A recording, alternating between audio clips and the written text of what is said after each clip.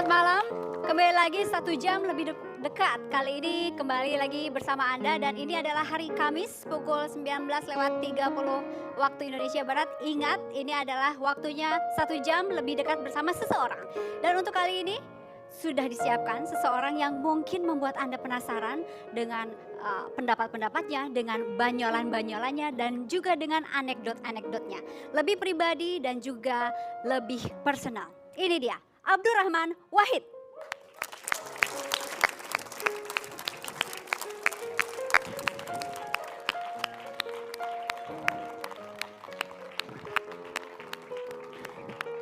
Assalamualaikum Gus. Tumben Nggak bisa pakai pengawal. nggak pakai pengawal, nggak Iya. pakai siapa-siapa bisa. Sekali-sekali santai, Mbak. Bener nih, nggak pakai pengawal. Nggak usah.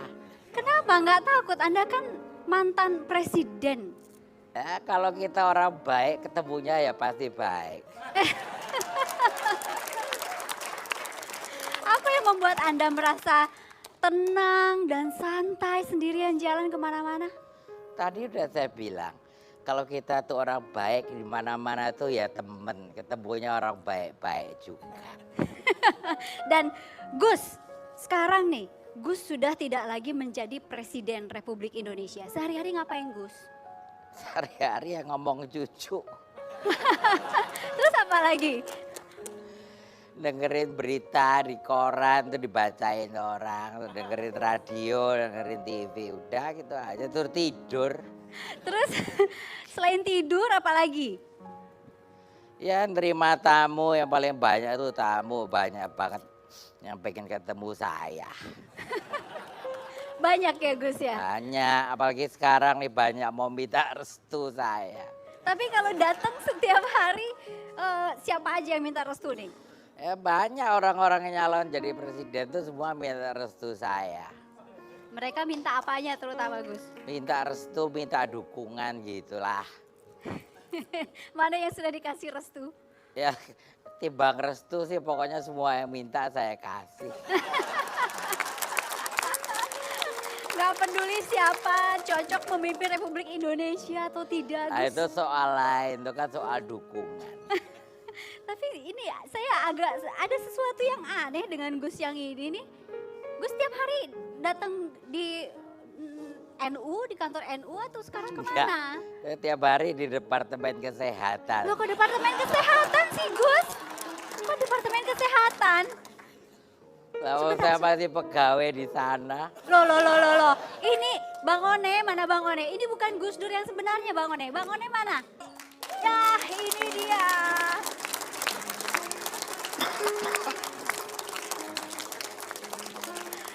Ini baru pakai pengawal Gus. Assalamualaikum Gus Dur. Waalaikumsalam. Iya, silakan Gus. Nah, kalau yang ini lebih meyakinkan. Pakai pengawal segala. Oke, Bang Ya, Oni. kalau Gus Dur kan tokoh bangsa, nah, saya orang biasa aja. Sehat ya Gus? Ya baik. Akhirnya ada 2 Gus Dur duduk di sini. Boleh kasih aplaus? Gus Dur, saya panggil Gus Dur berarti yang ini, kalau yang sana Gus Tur ya. Iya pakai T. Pakai T. T itu berarti tiruan. Gus, Anda ini ditiru oleh seseorang Gus. Anda nggak marah? Enggak. Kenapa Gus? Ya dia niatnya baik. Pernah Gus Dur ini minta izin sama Gus Dur? Ya nggak pakai minta izin kalau niatnya baik. Sudahlah. Tapi pernah ya datang dan kemudian minta izin dulu? Lah, Nggak pernah. nggak perlu.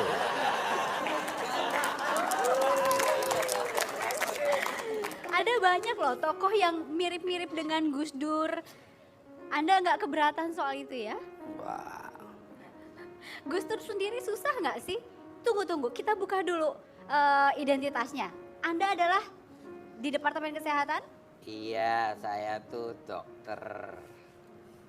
Kerja di Departemen Kesehatan ya pegawai negeri Mbak. Gus Dur tahu siapa? Gus Dur ini tahu nggak Gus? Hmm? Aslinya siapa? Gus Dur tahu. Ya, dia adalah Dokter Handoyo ya. Iya. Dan setiap hari pada saat praktek pernah nggak pasien datang kemudian minta foto atau sekedar datang hanya untuk minta tanda tangan? Enggak, seperti itu enggak. Tapi kalau pas dia berobat ketemu saya ya ada dialog-dialog seperti itu. Ada yang minta restu juga? Enggak. Nggak ada. Tadi di awal minta restu. Kalau ke Gus Dur sekarang nih Gus, lagi musim-musimnya pencapresan, ada yang minta restu ke Gus Dur? 27 orang calon presiden. 20? Bukan main, 27 orang Gus. Calon presiden datang ke Gus Dur, Iya. minta restu apa mereka? Ya supaya jadi presiden. Gus Dur restui mereka? Ya. Gus restui mereka nggak Gus? Apa orang nggak bayarin. Jadi siapapun yang datang ke Gus Dur kasih restu, ayo maju sebagai presiden. Iya boleh. Atau Gus Dur kasih, oke boleh Anda maju sebagai presiden, tetapi harus ini, ada nggak wejangan-wejangan Gus? Nggak ada. Nggak ada. 20 Kebanyakan jangan bikin bingung orang. bikin bingung orang, dan 27 orang ini ada nggak di antara mereka yang sering-sering disebut-sebut oleh media nama-nama yang sekarang? Oh iya. Semua deh saya nggak. Boleh disebut nggak Gus siapa aja Gus yang datang? Nggak usah deh, nggak enak. Nah sekarang ini dokter nih, dok, Anda memerankan ini caranya gimana dulu? Lewat seleksi atau langsung memerankan atau ada keluarga Anda mirip Gus Dur, ayo mencalonkan diri? Ya itu kan suatu proses Mbak Indi ya. Jadi memang teman-teman saya di Depkes bilang, Handoyo kamu tuh mirip Gus Dur. Nah, terus memang kebenaran saya membaca biografi beliau itu ya, yang tebal ada, yang tipis ada. Yang tebal tuh karangan orang Australia Greg Burton itu, yang kecil karangan Bapak Suheri Sidik Ismail. Gus Dur kenal Gus ya? Buku saku gitu Mbak Indi. Saya bawa, terus ya saya membaca tulisan beliau di Tempo sama di Kompas. Dan saya mengikuti perjalanan beliau sebagai seorang negarawan itu sejak Muktamar Situbondo tahun 84. Dan yang paling menegangkan itu waktu Muktamar Cipasung zaman Presiden Soeharto. Waktu itu saya ingat beliau itu didukung Pak Harto yang namanya Pak Abu Hanifah, tapi beliau menang. Nah terus akhirnya terpilih gimana? Sayanya. Abu Hasan. Abu Hasan ya. Akhirnya gimana? Saya itu diaudisi oleh tim dari Effendi Ghazali waktu itu dari UI. Jadi saya diberikan pertanyaan, dia bilang begini, begitu kamera on you dari Gus Dur. Saya bilang iya. Gimana? Begitu kamera on kan banyak pertanyaan tuh. Dia tanya sama saya, Gus, kalau nanti jadi presiden apa yang Anda mau lakukan? Saya bilang, ya yang menyangkut hajat hidup rakyat banyak. Rakyat tuh kan enggak neko-neko. Asal pendidikan, kesehatan, lapangan pekerjaan, keamanan itu aja cukup. Nah, ditanya lagi, kenapa dulu waktu Gus Dur jadi presiden tidak dikerjakan? Saya jawab, prioritas saya waktu itu mencegah disintegrasi. Jadi ya tidak sempat lah, baru sebentar diturunin. Tuh. Gus, bener nggak Gus Dur seperti itu? Iya. Iya. Saya ingin tahu Dokter Handoyo ini aslinya seperti apa? Sehari-hari pakai pici seperti itu, pakai kacamata seperti itu? Enggak, kacamata saya kecil, bajunya banyak kan baju seragam Depkes atau baju putih. Pakai pici juga? Enggak. Coba dibuka. Kacamatanya? Iya, kurang lebih seperti ini yang dihadapi oleh pasien-pasien Anda dan juga para pegawai Depkes. Saya Tapi ini adik saya dokter. adiknya Gus Dur itu namanya Gus Umar, Dr. Umar Wahid. Beliau seorang spesialis paru. Mantan sering ketemu? Direktur Rumah Sakit Umum Pasar Rebo. Itu teman saya, senior saya. Nah, ini adalah salah satu pertemuan dari dua Gus Dur, yang satu asli, yang satu imitasi. Tetapi saya sebut imitasi boleh dong. Tetapi Gus Dur ini juga memiliki banyak kesukaan, salah satunya terhadap musik. Musik seperti apa yang disukai oleh Gus Dur? Nanti jawabannya setelah jeda berikut. Untuk Gus Dur, terima kasih sudah bersama kami. Kembali lagi di 1 jam lebih dekat, namun untuk kali ini bersama Abdurrahman Wahid atau seringkali kita sebut sebagai Gus Dur. Saya ingin mengundang seseorang, sahabat dekat dari Gus Dur yang akan diantar oleh Bang One. Ayo Bang, silakan. Iya. Ini sahabat dekatnya masih dirahasiakan. Untuk Gus Dur terutama masih dirahasiakan. Tapi ini adalah seseorang yang cukup dekat. Selamat malam. Silakan langsung duduk di samping Bang One. Terima kasih Bang One. Ya, Gus Dur bisa menebak siapakah dia? Apa? Di sahabat dekat Gus Dur ini? Jaya Suprana. Tahu dari mana? Tahu dari Kok bisa mana? tahu, Gus? Jadi pegangnya kan terasa. Emang pegangannya seperti apa? Ya. Pegangannya seperti apa? Apa? Pegangannya seperti apa kok bisa? Lihat orangnya gemuk.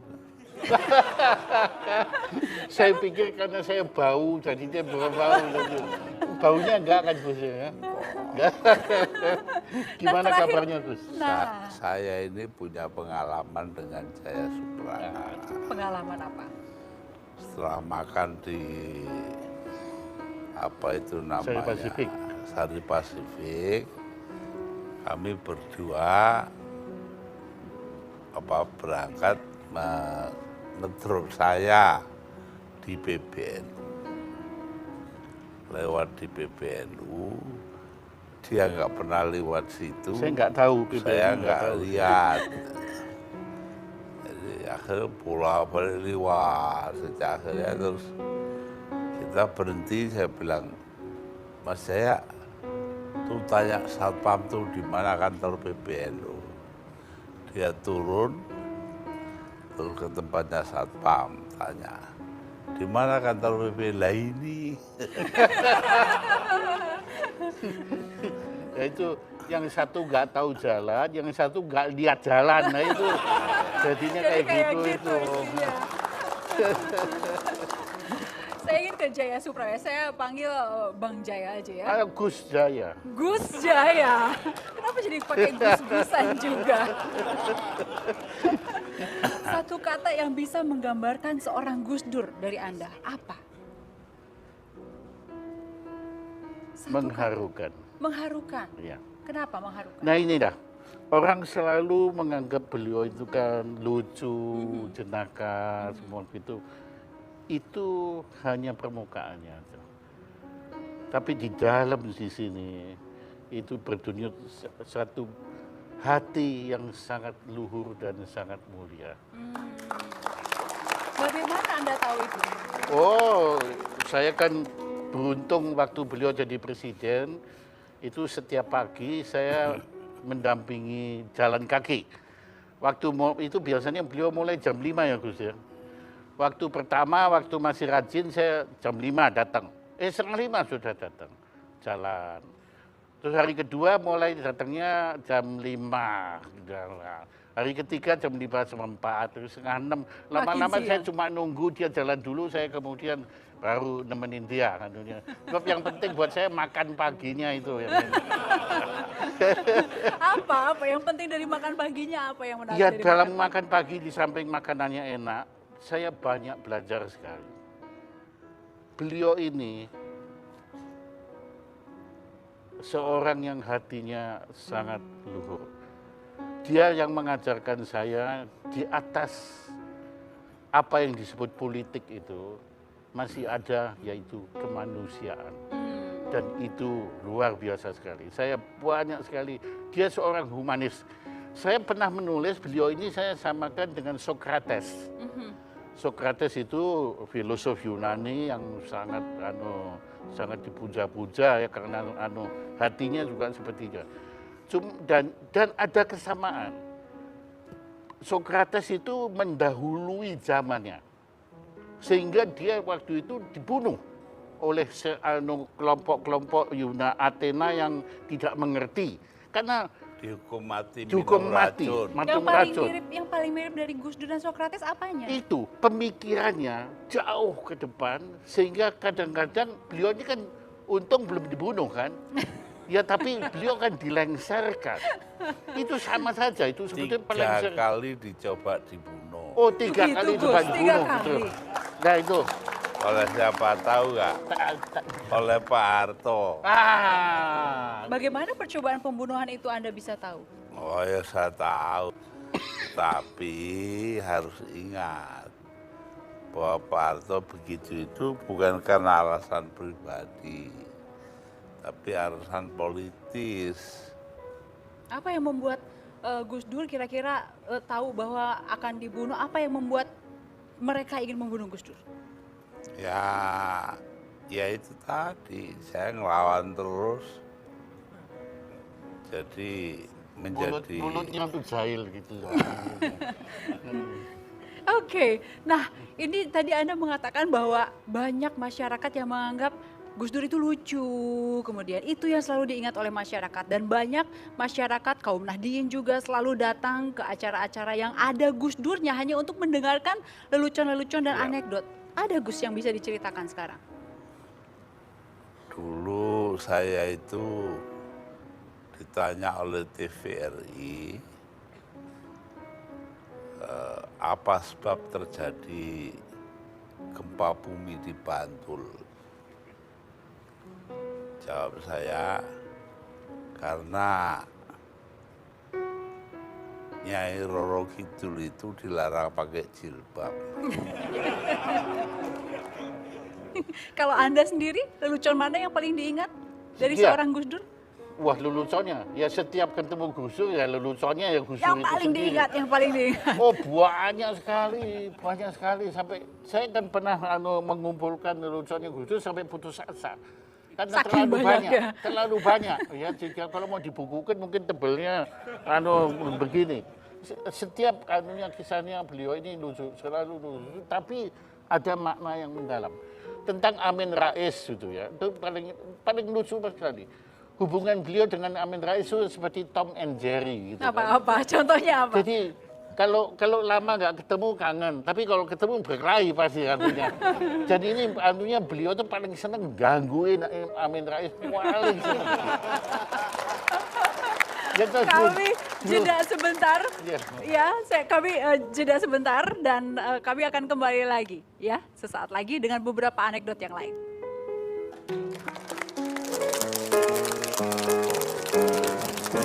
Kembali lagi di 1 jam lebih dekat bersama Abdurrahman Wahid yang biasanya juga dipanggil Gus Dur. Gus, tadi ada salah satu yang ingin kami tagih yaitu anekdot-anekdot Gus Dur yang sangat terkenal. Tapi saat ini sedang diperlihatkan sebuah foto. Foto pertemuan pada saat sedang rukun-rukunnya di Ciganjur. Ini adalah pertemuan Ciganjur yang pertama, ada Ibu Mega, ada Gus Dur juga duduk di situ, Sultan, Pak Amin Rais. Apa yang diingat dari peristiwa ini, Gus? Ya,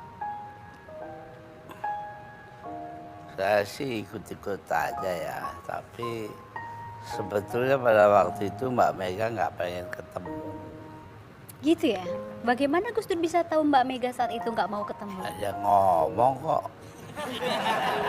Bilang sendiri sama dengan Gus Dur, kata-katanya seperti apa? Iya, dia bilang saya, nggak usah. Lalu saya ke rumah, saya bilang kepada Mas Amin, ayo kita mulai yuk, udah terlalu malam. Jadi pertemuan itu tanpa Mega. Tapi di foto ini semuanya seperti tampak akrab. Bagaimana hubungan Anda dengan Ibu Mega saat ini, Gus? Hubungan saya dengan Mbak Mega ya nggak ada masalah. Hanya saja saya sekarang ini atau baru-baru ini saya ke rumahnya Mbak Mega. Nah, itu saya nyatakan dukungan saya kepada beliau untuk menjadi presiden. Hanya Mbak Mega saja yang didukung untuk menjadi Nah, presiden ya, atau ada ke-27 lain-lain. orang yang datang semua didukung juga oleh Gus Dur? 27. Terus saya bilang kepada Mbak Meganya, oh iya terima kasih Mas. Tapi dalam hati saya, itu kan sekarang lah, nanti kan lain lagi. Lain laginya bisa berubah jadi apa Gus? Ya nggak tahu, kita lihat nanti aja. Nah sekarang ada 4 nih Gus yang disebut-sebut sebagai ya kandidat terkuat ya. Ada Pak SBY sekarang, kemudian juga ada Pak Prabowo, ada Ibu Mega ya, dan Pak JK. Dari 4 ini nih Gus, menurut Gus Dur mana yang kira-kira akan dipilih oleh rakyat dan diterima oleh rakyat Indonesia? Kalau orang yang paling ikhlas kepada rakyat Indonesia itu Prabowo. Ikhlasnya seperti apa Gus? Ya banyak lah yang dia bikin itu menunjukkan betapa dia ikhlas betul kepada rakyat Indonesia. Yang lain tidak ikhlas? Ya nggak tahu ya. Iya, saya pengen dengar tadi, saya mau nagih nih soal anekdot nih Gus. Yang soal Anda kan pernah menjadi Presiden Republik Indonesia ya, yang keempat. Pertemuan dengan berbagai presiden pasti sering terjadi. Dan saya juga ingat ada salah satu anekdot yang tentang kepala negara. Cerita dong Gus.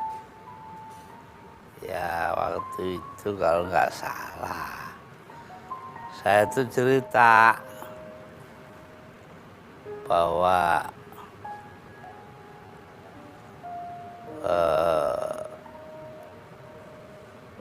Reagan itu nanya Tuhan, kapan bangsa Amerika itu bisa mengatasi kemiskinan? Ya, apa itu namanya? 20 tahun lagi. Wah, Reagan nangis. Lalu Sarkozy, pertanyaan yang sama, jawabnya 25 tahun lagi. Sarkozy nangis. Ya, siapa mantan Perdana Menteri Inggris itu? Tony Blair? Tony Blair. Nanya yang sama, jawabnya 20 tahun lagi ya. Semua sama lah. Ketika Pak Harto nanya, Indonesia kapan gilirannya makmur? Ganti Tuhan yang nangis. Oke, nah Gus, selama ini Anda kan kurang lebih 21 bulan ya menjadi kepala negara di Indonesia. Peran keluarga sangat besar di situ Gus? Iya. Seberapa besar Gus? Ya, keluarga menentukan segala-galanya bagi saya. Karena kalau keluarga kita nggak setuju kan pusing kita. Oke, kita ingin tahu bagaimana pendapat keluarga. Saya ingin mengundang keluarga Gus Dur yang sudah hadir di sini. Silakan dibuka tirainya.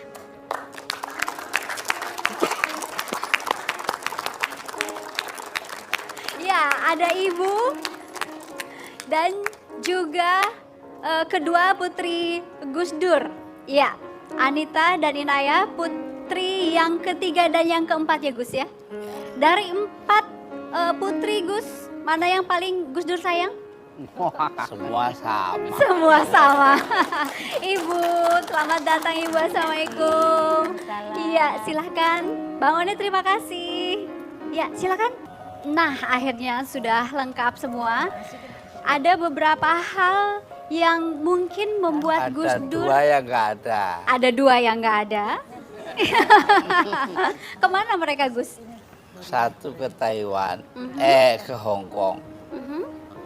Satu di Jogja, tinggalnya emang di sana. Ya, Ibu, ini boleh dilihat ada foto di belakang. Ini pada saat kapan, Ibu?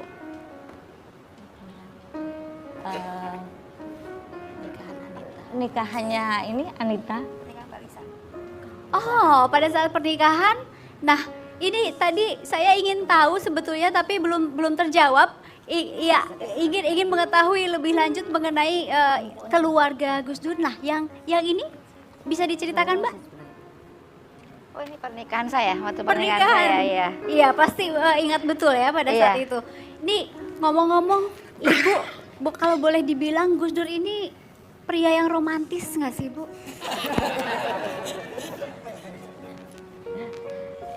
Iya, Nanti setengah-setengah lah. setengahnya apa? Nanti kita akan mengetahui lebih lanjut ya di 1 jam bersama Abdurrahman Wahid sesaat lagi.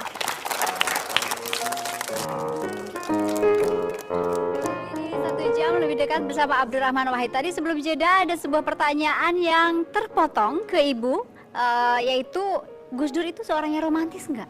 Tadi terpotongnya adalah setengah-setengah. Setengahnya apa? Setengahnya apa? Setengahnya romantis, setengahnya nggak romantis. Romantis. Romantis bisa dicontohkan seperti apa kalau romantisnya?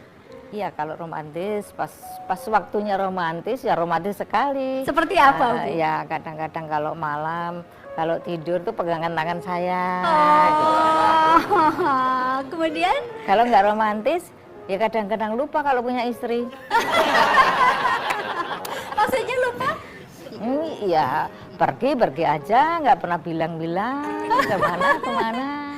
Tahu-tahu dari TV atau dari koran orangnya ada di mana gitu. Tahu-tahu udah nggak ada aja. Nggak ada. Waktu dulu zaman-zamannya masih pendekatan nih, Bu, ngerayunya seperti ada. Gus Dur saat itu perayu ulung nggak? Lumayan. Lumayan. Contoh, Bu. Karena kita itu pacarannya jarak jauh ya, jadi ngirimnya lewat surat. Jarak jauh yang satu di Bapak di Irak, saya di Jogja. Kemudian Ya selalu ngirim surat gitu kan. sebulan sekali ada atau seminggu sekali setiap hari? Sebulan kadang sekali, kadang 2 kali. Ya. Dan Apa di dalam suratnya? dalam suratnya selalu ada syair-syair Arab tentang itulah. Semua masih disimpan. Sebetulnya saya simpan, tapi ketika rumah saya di sana di Jombang dibongkar, kemudian dulunya yang menyimpan itu ayah saya karena saya pindah ke Jakarta segala. Ternyata kebetulan kemarin saya cari nggak ada sudah. Udah nggak ada. Nggak ada. Ini adalah foto pada saat Gus Dur ini tampil di salah satu koran ya. Kelihatannya kacamatanya sangat tebal, Gus. Iya. Ini sampai minus berapa? Atau plus berapa? Saya Iya, Gus. minus 9.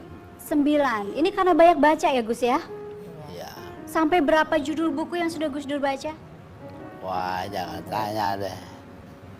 Nggak terhitung. Sampai hari ini pun masih baca buku. Oh, bukan main ya. Sampai sekarang masih. Ini Bu, yang saya ingin ketahui dari seorang Gus Dur, Anda mendampingi Gus Dur dari zaman dulu hingga sekarang. Yang paling Ibu sebel dari Gus Dur apa? Pernah nggak?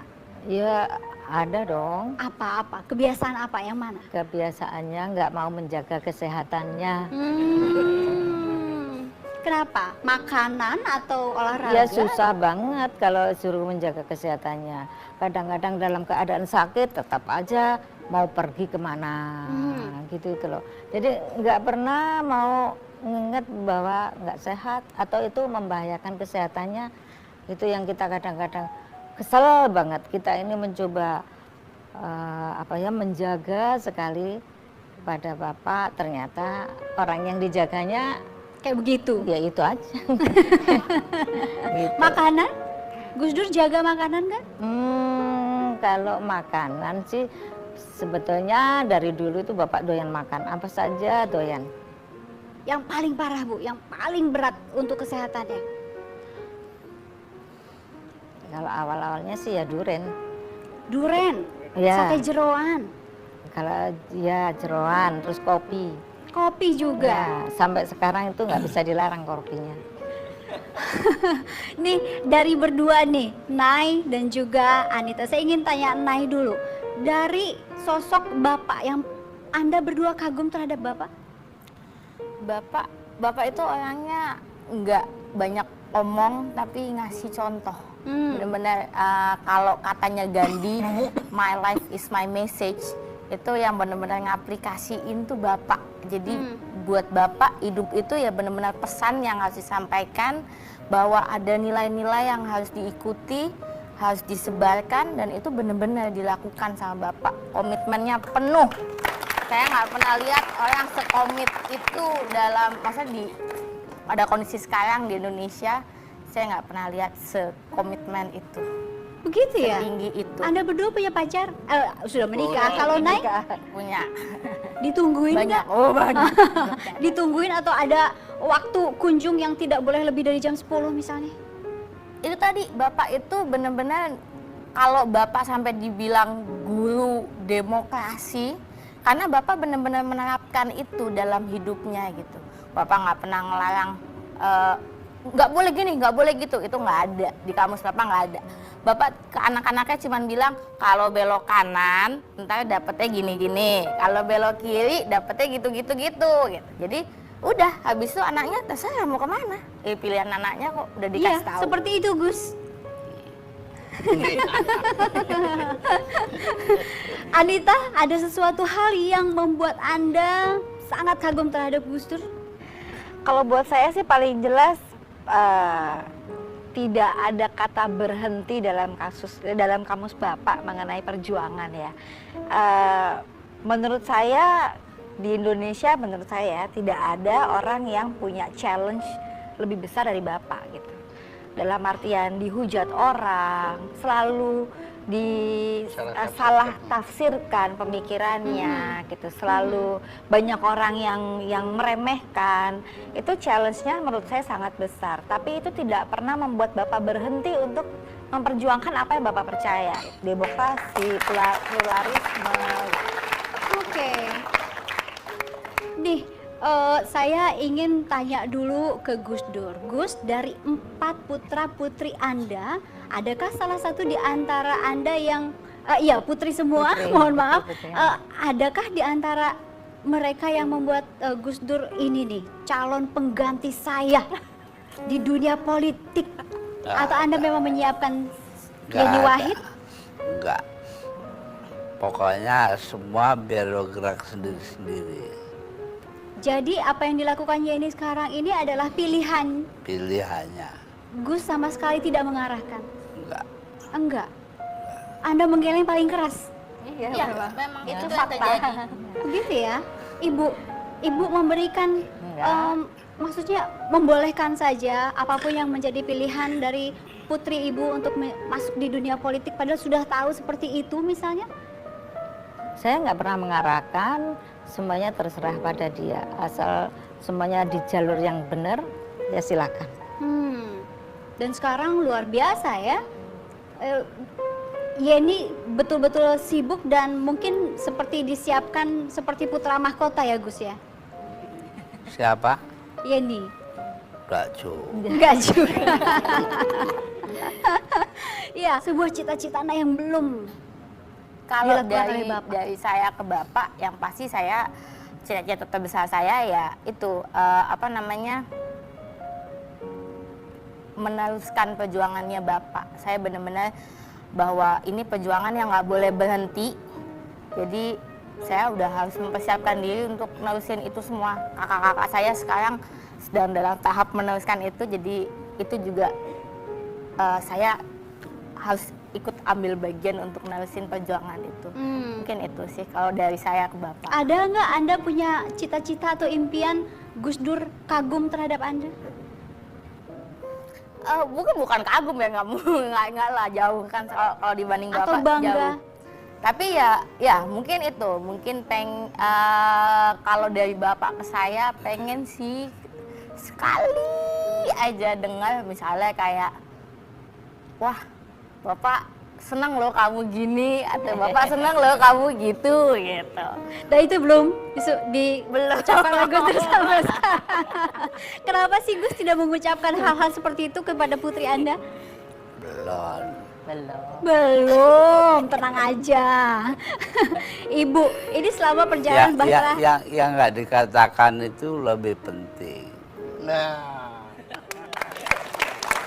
Ibu setelah ini di 1 jam lebih dekat bersama Abdurrahman Wahid.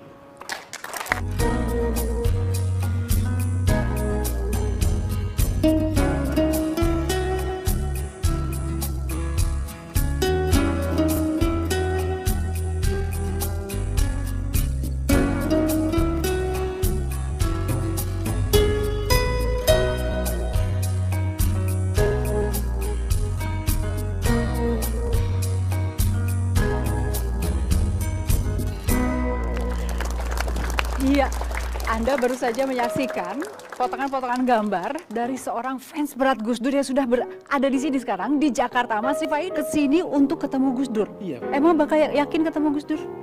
Katanya begitu. Kalau ketemu, apa yang akan Mas lakukan?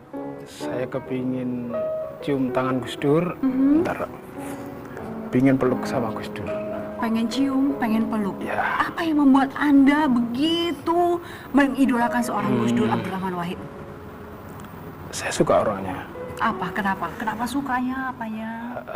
Karena pola pikir beliau yang sangat demokratis, kemudian membela minoritas, tidak melihat kamu agama apa, suku apa, nah seperti itu.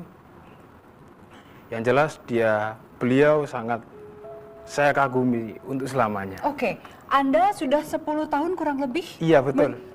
Mencari-cari Gus Dur kemanapun, Iya, kegiatan betul. Gus Dur manapun, Iya. selalu berusaha untuk ketemu, Iya. tidak pernah berhasil. Ya tidak pernah karena banyak banser, banyak penjaga yang tidak bisa kita. Jadi susah benar ya untuk menemui Betul, Gus Dur. salaman saja. Oke, sekarang saya akan memberikan kesempatan untuk Anda ketemu dengan Gus Dur. Apa yang ingin dilakukan tadi? Saya ingin peluk beliau. Silakan, silakan.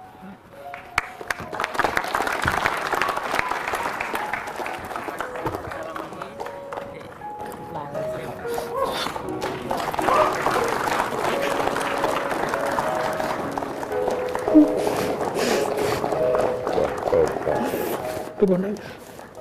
Tendungan itu.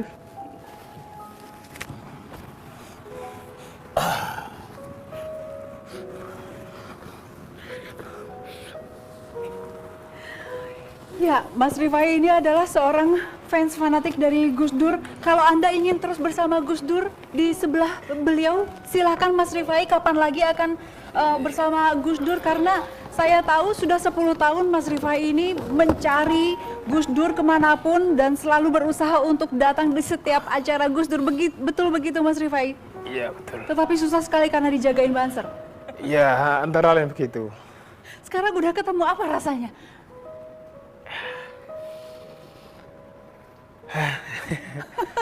Sampai susah bicara, apa rasanya? Seperti misalnya utang-utangnya sudah lunas? Iya seperti dapat arisan. Dapat arisan. Gus sampai mencium lutut Gus Dur. Gus, ini adalah seseorang yang mencari Gus Dur kemana-mana. Ada yang ingin disampaikan kepada Mas Rifai? Nah, satu aja lah. Berpeganglah pada cita-cita. Amin. Itu saja. Mas Rifai, peganglah kepada cita-cita. Apa cita-cita Mas Rifai sebetulnya? Sekarang cita-cita ketemu dengan Gus Dur sudah tercapai. Apa lagi? Sebentar. Iya, tadi saya melihat Anda membawa tas segala macam. Boleh Iya. diperlihatkan, ini apa saja nih Mas? Ini oleh-oleh dari Surabaya. Apa itu? Yang salah satunya antara lain pemberian teman, yang mana sampai kepinginnya saya foto dengan Gus Dur, dibuatkan foto seperti ini. Oh, ini bukan foto asli, tetapi Iya, buatan dari ya? sahabat saya namanya Faisal namanya, dari Surabaya. Kemudian ini karikatur dari teman-teman Surabaya. Semuanya tentang Gus Dur. Semuanya tentang Gus Dur. Tadi juga di rumah Anda semuanya tentang Gus Iya, Dur. betul. Sampai-sampai ketika dulu saya belum menikah, nanti kalau sudah menikah, saya sudah siapkan nama Abdurrahman Wahid. Nama untuk putra Anda. Ternyata lahirlah perempuan, jadi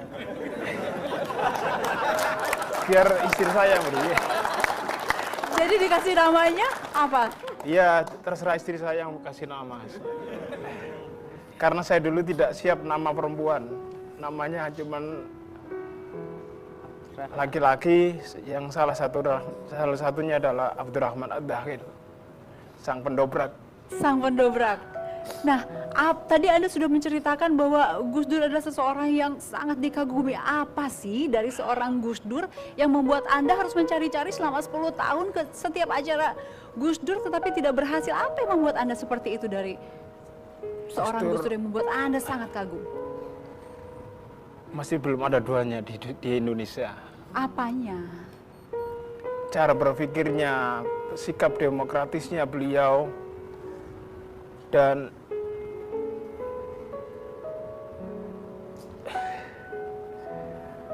saya Apa sangat sih? suka sekali Gus Dur. Suka sekali pokoknya ya, titik aja. Kalau udah suka susah ya, sampai susah bicara. Ini apa lagi di dalam tas, Mas? Banyak sekali, ada kaos saya gambar Gus Dur. Boleh diperlihatkan? Jauh-jauh dari Surabaya ke sini gitu loh. Iya. Sehari-hari sebagai apa, Mas? Saya sebagai guru SMP, Aha, guru SMP, pelajaran? pelajaran KNU-an. Nah, di Ada Surabaya ya? itu ada sekolahan Ma'arif, yang mana di sana adalah salah satu pendidikannya adalah penanaman keaswajaan kepada siswa. Nah, ini Aha. pelajaran lokal, yakni KNU-an. Iya. Nah, antara lain seperti itu. Kemudian salah satunya adalah siswa saya suruh gambar logo NU, mengenal Suruh gambar NU. Gus Dur juga. Gus Dur juga. Yang kemudian dikumpulkan dibawa pulang. Saya kumpul ke bawa pulang yang bagus. Ini guru akal-akalan. Malah yang lebih bagus lagi, saya figura di rumah. Oh, di figura di rumah. Ada juga yang terkumpul, ada yang diminta teman, ada yang memang tidak boleh diminta, karena memang tidak ada duanya gambar ini. Seperti halnya foto ini yang saya sangat suka sekali. Dapat dari mana ini? Ini beli ketika ada Gus Dur ngaji di Surabaya. Beli berapa rupiah? Saya belinya murah, cuman 20.000. Tapi harga untuk Anda? 2 miliar. Wah. Apa yang barang-barang ini adalah barang-barang mungkin yang sangat mendekatkan Anda kepada Gus Dur. Ada barang lain yang tidak Anda bawa ke Jakarta sini yang masih tertinggal di Surabaya? Ada foto bersama para kiai itu yang tidak mungkin saya bawa karena besar sekali. Ada sesuatu yang pernah digunakan oleh Gus Dur? Apa? Tongkat itu. Tongkat. Tongkatnya Gus Dur. Bagaimana Anda tahu bahwa itu tongkatnya Gus Dur? Didapat dari mana? Dari Dibeli teman. berapa rupiah?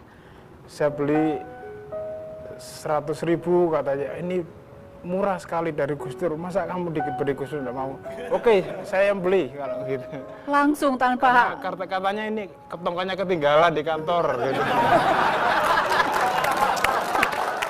bagaimana Anda bisa percaya bahwa itu adalah tongkatnya Gus Dur? Jangan-jangan bohong-bohongan. Saya percaya Gus Dur. Percaya? Gus, gimana Gus? Ini ada seseorang yang sampai mau koleksi bekas tongkat Anda yang pernah ketinggalan. Pernah ketinggalan di suatu tempat, Gus? Banyak. Banyak. Berarti bisa dipercaya. Apa rasanya Gus memiliki seorang fans yang fanatik seperti Mas Rifai ini? Alamatnya. Apa rasanya? Lah ya saya mau ke rumahnya nanti. Oh iya. Mau ke rumahnya. Oh. Mau ngapain nanti di rumahnya Gus? Hah? Ya ngapain kayak minum-minum Oke, nah Anda Mas Rifai begitu fanatik terhadap Gus Dur. Kapan, pada saat tahun berapa, dan saat momen apa yang tiba-tiba mungkin menjadi titik balik Anda dari semula tidak tahu mengenai Gus Dur, tapi kemudian menjadi titik balik dan membuat Anda sangat fanatik terhadap Gus Dur? Ketika Gus Dur jadi presiden. Saat itu? Dan sampai sekarang bagi saya Gus Dur tetap presiden. Wow. Buktinya di rumah saya tidak ada gambar presiden kecuali hanya satu, yakni Presiden Abdurrahman Wahid. Dan ini dipajang di rumah? Di rumah. Di ruangan mana? Di ruang tamu. Di ruang tamu. Anda ingin Gus Dur jadi presiden lagi? Tentunya begitu. Karena sepantasnya Gus Dur jadi presiden. Mau nggak Gus jadi presiden lagi? Ya tentu saja. Kenapa Gus mau lagi jadi presiden? Jadi presiden itu enak. Enak apanya? Berobat nggak bayar. Kemudian apalagi yang bikin enak menjadi presiden? Ya banyak lah. Yang enak juga jadi presiden jalan-jalan ke luar negeri melulu ya Gus ya? Enggak juga. Enggak juga. Karena saya ke luar negeri dulu itu dalam 20 bulan itu 80 kali, jadi apa ya, 1 bulan 4 kali itu untuk mengusahakan agar supaya kesatuan Indonesia tetap terpelihara. Itu aja. Dan alhamdulillah saya berhasil dalam hal ini. Oke, nih kalau misalnya ngomong-ngomong soal sekarang nih Gus. Tadi Gus Dur mengatakan mau kok jadi presiden lagi. Sudah ada yang mengajak Gus Dur atau mencalonkan Gus Dur menjadi presiden? Oh, enggak ada pun saya terus. Maksudnya terus Gus? Iya ya terus berusaha untuk jadi presiden. Berusaha untuk menjadi presiden. Karena apa? Karena saya melihat bahwa pembangunan di Indonesia di masa depan itu berada di tangan PKB. Itu aja. Keponakan Anda, Pak Muhaimin, gimana ceritanya? Biar aja. Nanti kan habis dipecat, nanti kan tinggal sendiri. Umat menggugat Gus Dur. Ini ketika ini ada CD-nya juga, yang mana Gus Dur katanya dibaptis itu. Oh, Padahal bagi saya Oke, boleh diperlihatkan ke ini. silakan. Itu kebohongan Iya. dari Nyonya siapa sih, Handoko apa siapa. Iya. Jadi ini ceritanya ada seorang wanita namanya Afung. Nah, dia ngajak saya pertemuan gereja di Istora. Sana saya tahu-tahu ada seorang pendeta wanita dari Amerika Serikat minta saya datang ke atas podium, ke atas panggung. Saya naik ke atas, terus dia doakan, lah itu pakai Bible di atas kepala saya. Ya, itu aja, itu oleh Nyonya Handoko itu disiar-siarkan saya ini dibaptis tidak begitu ya? Kristen. Oke, ini adalah saat terakhir bersama Gus Dur. Silahkan Mas Rifai ini kesempatan Anda bersama Gus Dur sebelum dijaga oleh banser-banser lagi begitu keluar dari ruangan ini. Terima kasih untuk Ibu, Mbak Anita, Nay, terima kasih Gus sudah bersama kami di 1 jam lebih dekat bersama Gus Dur. Gus Durnya sudah menguap, sudah ngantuk, dan sampai di sini 1 jam lebih dekat. Ingat, kami kembali pekan depan hari Kamis 19.30 waktu Indonesia Barat. Sampai jumpa.